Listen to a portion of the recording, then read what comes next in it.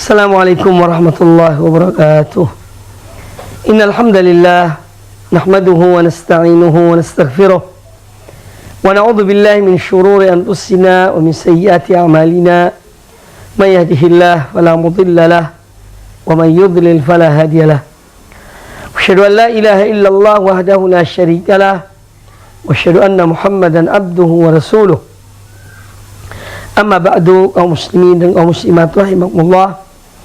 Alhamdulillah, kita senantiasa mensyukuri nikmat Allah Subhanahu wa taala, terutama nikmat iman dan Islam yang dianugerahkan kepada kita, sehingga pada kesempatan yang baik ini kita kembali bertemu dalam wasiat-wasiat singkat dari tuntunan Al-Qur'anul Karim dan hadis-hadis Nabi sallallahu alaihi wasallam, yang mana pada kesempatan yang baik ini insyaallah taala saya akan menyampaikan sebuah hadis, yaitu hadis Anas bin Malik radhiyallahu taala anhu yang diriwayatkan oleh Imam Ibnu Majah, dan hadis ini dihasankan derajatnya oleh Al-Imam Al-Muhaddits Al-Albani rahmatullah alaih.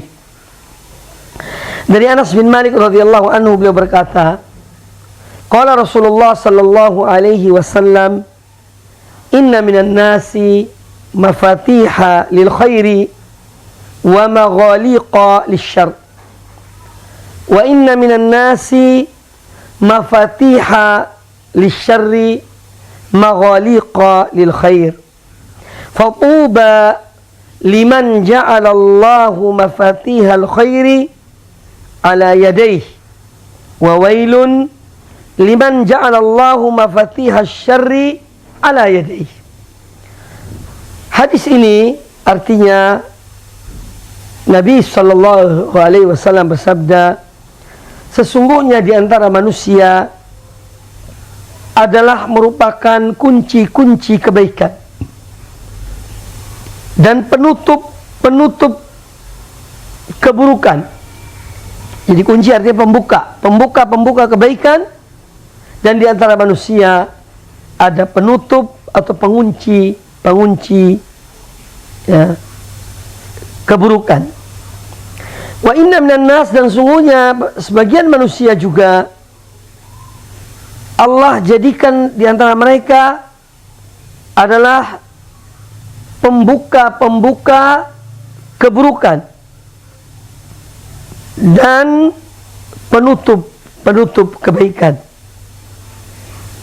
Maka berbahagialah bagi orang yang Allah jadikannya sebagai pembuka kebaikan, yang mana kebaikan itu di kedua tangannya, dan celaka bagi seorang yang Allah jadikan dia sebagai pembuka pintu keburukan.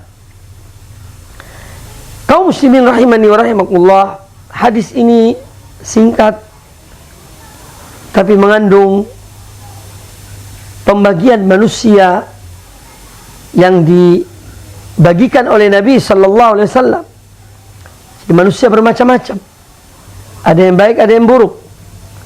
Ada yang menjadi pembuka kebaikan, penutup keburukan. Ya, dan kita berharap semoga kita pun demikian. Dan ada juga manusia yang dia sebagai pembuka keburukan dan penutup kebaikan. Waliyadzubillah, na'udzubillahi min dzalik. Dari sini kita melihat manusia dibagi menjadi dua golongan tersebut. Dan hadis ini disampaikan oleh Nabi sallallahu alaihi wasallam mengandung dorongan, seakan-akan beliau mengatakan kepada kita, jadilah kalian pembuka kebaikan, pintu-pintu kebaikan, dan jangan kalian jadikan diri kalian sebagai pembuka keburukan dan penutup kebaikan. Nah, di antara pembuka kebaikan atau pintu-pintu kebaikan yang memberikan manfaat kepada manusia, dan kemanusiaan, adalah mengajarkan al-ilmu nafi', ilmu yang bermanfaat, berdakwah di jalan Allah, mengajak manusia kepada Allah Subhanahu wa taala. Dan ini telah disebutkan oleh Al-Qur'anul Karim. Allah memuji mereka, orang-orang yang mengajarkan ilmu yang bermanfaat dan mendakwai manusia kepada Allah Subhanahu wa taala. Sehingga pujian Allah kepada seorang dai yang mengajak manusia kepada Allah, Allah mengatakan tidak ada perkataan yang lebih baik daripada orang yang menyeru kepada Allah. Dalam surat Fussilat ayat yang ke-33, Allah Azza wa Jalla berfirman, "Wa man ahsanu qawlan mimman da'a ila Allah wa 'amila salihan wa qala innani minal muslimin." Wa man ahsanu qawlan, dan perkataan siapakah yang lebih baik? Artinya tidak ada perkataan yang lebih baik mimman da'a ila Allah, daripada seorang yang dia menyeru kepada Allah. Wa amila salihan, dan dia mengerjakan amal kebaikan, amal saleh.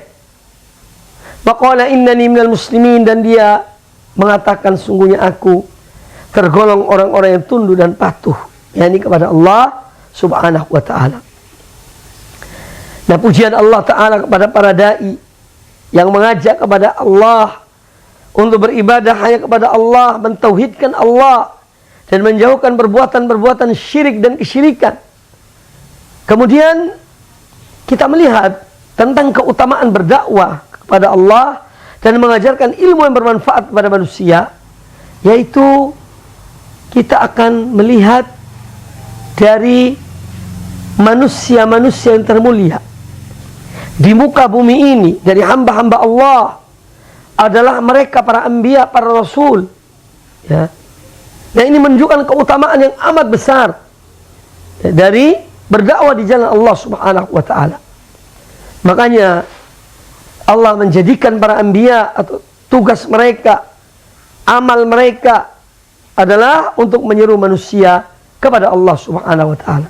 Dan ternyata apabila kita cermati dari hamba-hamba Allah yang termulia, itu mereka para anbiya, mereka para nabi, terutama Nabi kita Muhammad sallallahu alaihi wasallam, yang beliau adalah salah satu dari ulul azmi yang termulia alaihi salatu wassalam.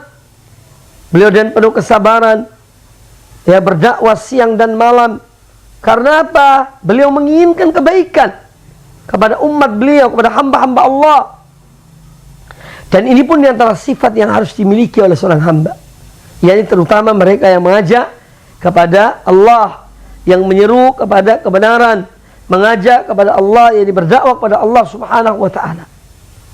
Maka ini salah satu di antara amalan yang amat besar ganjarannya dan menjadi pintu-pintu kebaikan terbesar, ya, yang apabila seorang mengerjakannya, maka dia telah menggapai, ya, sesuatu yang besar di sisi Allah Subhanahu wa taala, dengan catatan yaitu dalam menyampaikan risalah Allah, dalam menyebarkan ilmu yang bermanfaat, hendaklah keikhlasan menjadi ruh di dalam dirinya, dalam dakwahnya, sehingga betul-betul amalnya diterima oleh Allah Subhanahu wa taala.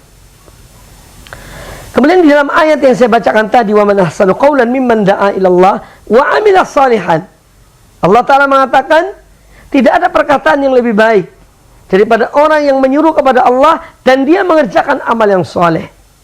Ini memberikan isyarat kepada seorang dai, kepada penyeru di jalan Allah, agar dia mengamalkan ilmunya. Dia mengamalkan ilmunya, tidak hanya mengajak manusia kepada Allah, tetapi dia mengamalkan ilmunya, ya, karena dia adalah contoh, dia adalah teladan di tengah masyarakat, di tengah umat, ya. Makanya ada istilah bahwa ad-da'watu bil hal, ad-da'watu bil hal anfa'u min ad-da'wat bil maqal, ya. Jadi dakwah dengan perbuatan ya, itu lebih bermanfaat. Artinya lebih mengena, ya, daripada dakwah dengan lisan. Walaupun kedua-duanya kembali kepada ilmu. Seorang dai yang berdakwah kepada Allah, baik dakwahnya bil hal dengan perilakunya, ya, dan perbuatannya, ataupun dakwah dan bil maqal dengan ucapan lisannya, kedua-duanya memerlukan ilmu. Kembali kepada ilmu, ya. Nah, ini pentingnya ilmu yang bermanfaat, ya, yang merupakan salah satu dari pintu-pintu kebaikan yang disebutkan atau yang disebutkan oleh hadis ini. Kemudian juga di antara pintu-pintu kebaikan adalah seorang, ya, memberikan manfaat kepada manusia. Memberikan manfaat pada manusia. Ini bagian dari, ya, miftah atau mafatihul khair. Jadi ketika kita berupaya membantu saudara kita, menolong saudara kita, ya, menjadi penyebab atau perantara, ya, dari kebaikan untuk kita salurkan kepada saudara kita, maka ini adalah juga bagian dari pintu-pintu kebaikan, kunci-kunci kebaikan, ya. Oleh karena itu, seorang muslim harus mampu untuk menekan ego dirinya. Kalau dia ingin memberi manfaat yang banyak pada manusia, dia harus menekan egoisme, keakuan dirinya. Karena apa? Memberikan manfaat kepada banyak orang ini memerlukan, ya, keikhlasan hati untuk, ya, menekan individualistis seseorang, keakuan seseorang. Baru dia bisa memberikan manfaat pada orang lain. Kalau seorang hanya, yakni, memikirkan dirinya, keakuannya tinggi, dia tidak mau memberikan waktunya untuk memberi manfaat kepada umat atau kepada masyarakat atau kepada orang-orang yang membutuhkan bantuannya, pertolongannya, maka sulit seorang untuk menjadi, ya, sebagai salah satu dari mafatih al-khair, ya. Maka penekanan pada hal ini adalah agar seorang mau menjadi pintu, salah satu pintu dan pintu-pintu kebaikan, salah satu kunci dan kunci-kunci kebaikan bagi umat, bagi masyarakat, ya. Dan itu semua kembali kepada diri seseorang. Dan bagian kedua dari golongan manusia yang disebutkan oleh Nabi Sallallahu Alaihi Wasallam adalah ada di antara manusia yang mereka adalah merupakan sebagai penutup, ya, pintu-pintu kebaikan dan pembuka bagi pintu-pintu keburukan. Na'udzubillah min dzalik, ya, na'udzubillah. Seorang menjadi, ya, pembuka kejahatan, keburukan, kemaksiatan, dan dia menutupi kebaikan. Ini adalah bala, ya, musibah yang amat besar. Karena apa?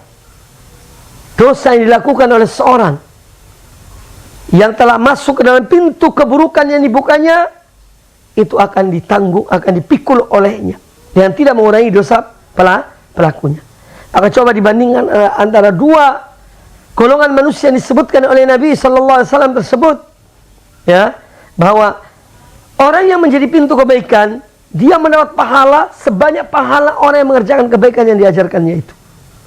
Sebaliknya orang yang melakukan keburukan, orang yang menjadi pintu keburukan, maka setiap orang yang melakukan keburukan, dia akan mendapatkan dosanya, ya, dan tidak mengurangi dosa pelaku keburukan tersebut.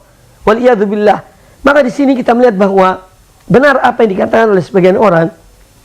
Warisan itu ada warisan kebaikan dan ada warisan keburukan. Ada warisan amal soleh dalam arti ketika dia menjadi kunci pembuka kebaikan, diikuti oleh banyak orang, maka dia akan mewarisi atau akan mewariskan, ya, kebaikan kepada hamba-hamba Allah, dan dia akan mendapatkan pahala walaupun dia telah wafat. Sebaliknya warisan dosa, warisan keburukan, na'udzubillah min dzalik, yaitu orang yang menunjukkan keburukan, kemudian setelah dia meninggal, keburukan yang ditunjukkannya itu diikuti oleh banyak manusia. Maka setiap mereka melakukan keburukan itu, dia akan menanggung atau mendapatkan bagian dari dosanya, ya. Mudah-mudahan Allah SWT menjadikan kita di antara hamba-hambanya yang menjadi mafatihu lil khairi maghaliqu lisyarr, yaitu pintu-pintu kebaikan dan penutup-penutup keburukan, dan bukan menjadi manusia atau di antara orang-orang yang disebut oleh Nabi SAW sebagai maghaliqu lil khair mafatih lil syarr maghaliq lil khair, sebagai pintu-pintu keburukan dan penutup kebaikan. A'udzubillah, jangan sampai demikian. Ini yang dapat sampaikan, bermanfaat bagi kita semuanya, dan kita senantiasa mohon pada Allah Ta'ala taufik, hidayah dan inayahnya, sehingga kita istiqamah di atas jalan yang benar sampai akhir dari kehidupan kita. Aqulu qawli hadza, assalamualaikum warahmatullahi wabarakatuh.